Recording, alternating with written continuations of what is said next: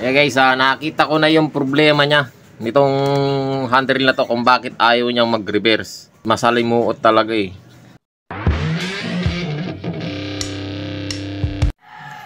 Yeah guys, magandang araw. May re-repair tayo ngayon na impact drill. Yan o, Pusello impact drill. So, ayan yung may-ari, si Sir Orlando Tayag. Ayan, shout out sa iyo, sir. At ito, ang sabi niya, maandar naman daw. Kaya lang wala siyang reverse. So, testingin natin bago natin siya buksan, ano, na isaksak. Testingin natin siyang isaksak. Ayan, nakasaksak na. Testingin natin kung maandar ba. Ayun. Oh, maandar. Oo nga.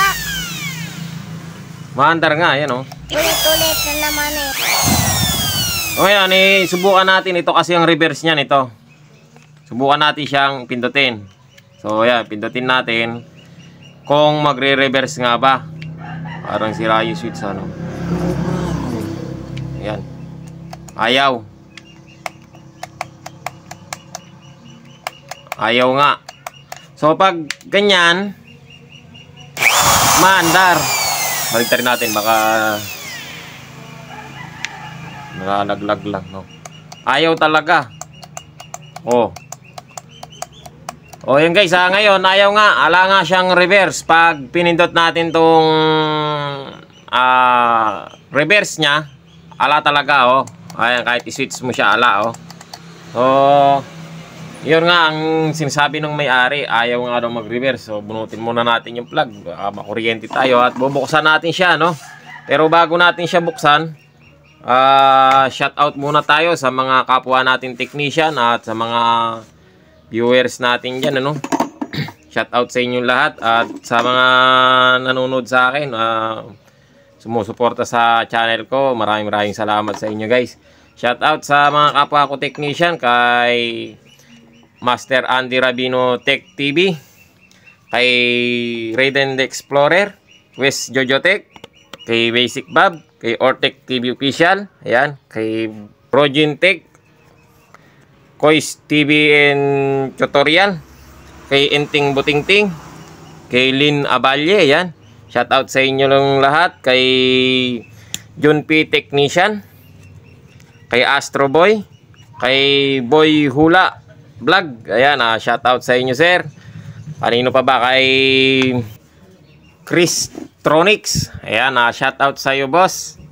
At ito, simulan na natin siyang bakbakin, pero wala tayong tagahawak ng camera, kaya baklasin ko muna. Pakita ko sa inyo pag nakabaklas na, no? O ayan guys, pagbubuksan natin yung grinder, tanggalan natin yung mga tornilyo.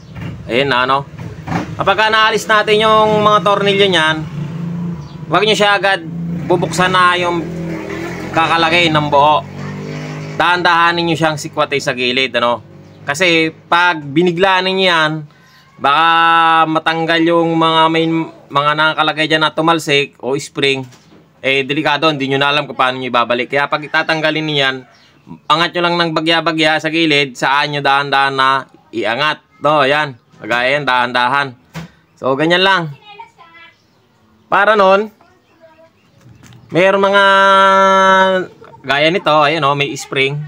Ayan. So, meron yan, may nakakabit, pero wala namang tumalsik. So, ganyan lang, dahan-dahan lang, ano, ang pagbukas para hindi siya mabibigla. Baka mamaya may kumalas na spring o tatalsik yan, hindi nyo na alam. So, ayan guys, ngayon, nabuksan na natin siya, nakita na natin. Ang titignan natin dito ay itong sa may switch niya. Itong sa may reverse niya, no? Kasi may switch siya, nagpapagalaw yan dito. Ang pinaka-switch niyan dito, ibabaw. So, ito lang ang babaklasin muna natin, tapos titignan natin, no? Ayan guys, baklasin ko muna dito para makita kung ano ang problema. Yeah guys, nakita ko na yung problema niya nitong handle na to kung bakit ayaw niyang mag-reverse, no? Ito, masalimuot talaga eh. pag kinalag natin, itong reverse niya dito, nagre-reverse naman yung switch niya doon sa ilalim. Pero kapag ganito na, kapag isuswitch na natin siya, ayaw niyang ma-switch. Kagaya no? Yan, nagsuswitch siya niyan. So kapag pinindot mo to, i-reverse mo, ayun, naiiwan no? Itong switch niya, ayaw bumaba. Hindi maitulak nitong kulay pula. Ito. Hindi niya maitulak mabuti para mag-switch. Ayan o. Ayan o. At pag ganyan na, hindi mo na siya mapipindot na mabuti. O. Sumasagko na doon sa gitna kapag isinuswitch itong switch. Itong reverse. So, iisip tayo ng parang kung paano siya magsuswitch, no? May naiisip ako kasi, ano, kapag itutulak mo kasi yan, ito, kuha tayo pantulak. Pag itutulak mo itong switch niya, papunta doon, magsuswitch naman siya eh. Ayan. Ayan, nagsuswitch siya pag tinulak mo siyang pag ganon. Ngayon, kapag nakakabit yung kulay pulang switch niya na to, ito, kapag nakakabit, hindi na niya maitulak, tumatama itong pula na to, ito, doon sa may gilid. Doon sa may gilid niya, sa loob.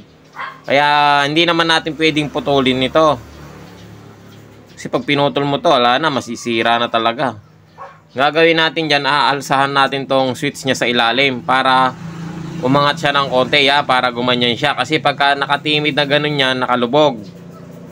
Kapag inangat mo ng konti, yan, maitutulak pa niya itong switch niya ng sagad. So, lalagyan natin ng ansal dito sa may ilalim niya, saka doon sa kabila, para umangat ng konti yung switch, no? Try natin. Yun lang ang paraan na naiisip ko, no?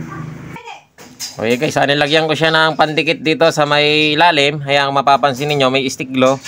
At ilagyan ko rin siya dito para umangat siya ng konti. Tignan natin kung uubra tong ginawa ko, no? Nice. Testingin muna natin, patuyuin lang natin. So ayan guys, ay naikabit na natin yung takip kasi hindi natin matitesting kung wala yung takip. At tinornilyo ko na rin siya kasi pag hindi siya nakatornilyo, umaangat tong switch. So ayan, naitornilyo na natin siya. Tapos itong reverse niya pag pinindot, ayan, lumulubog na. At napipindot na rin itong switch niya. So nakasaksak na to, testingin natin. Ayan, naka-reverse siya niyan. Tingnan natin. Ayan. So gumagana. Bright na bright ka talaga.